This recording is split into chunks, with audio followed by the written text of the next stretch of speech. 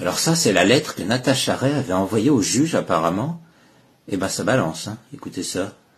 Je vous demande donc d'effectuer les actes suivants. De saisir la grande chambre de l'instruction d'une demande en nullité de la plainte et du réquisitoire pour omission du visa de l'article 32, alinéa 3 de la loi sur la presse et pour violation de l'article 51.1, dernier alinéa de la loi sur la presse.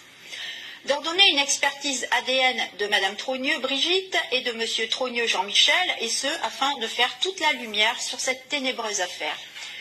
D'organiser une confrontation entre Madame Trogneux, Brigitte et moi-même.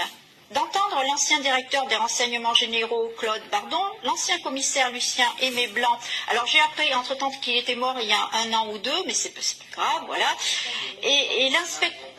Et l'inspecteur Claude Paul, qui ont travaillé à la brigade mondaine, qui confirmeront qu'un travesti du nom de Trogneux, se prostituant, fréquentait bien l'officine du pasteur Doucet, connu dans les fichiers de cette brigade sous le sobriquet de Coupe Zizi. Et encore que le dit Trogneux faisait partie des filles de Madame Claude, pour laquelle travaillait aussi à l'époque le transsexuel Alexandre Giraud, dit Alexandra, dite aussi Kimerlo, décédé du sida en 1992. Les anciens ministres fréquentant assidûment le 32 rue de Boulainvilliers, dont certains sont encore en vie, s'en souviennent aussi probablement.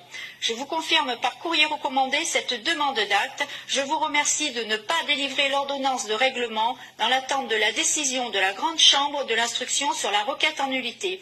Je vous souhaite une bonne réception de la présente.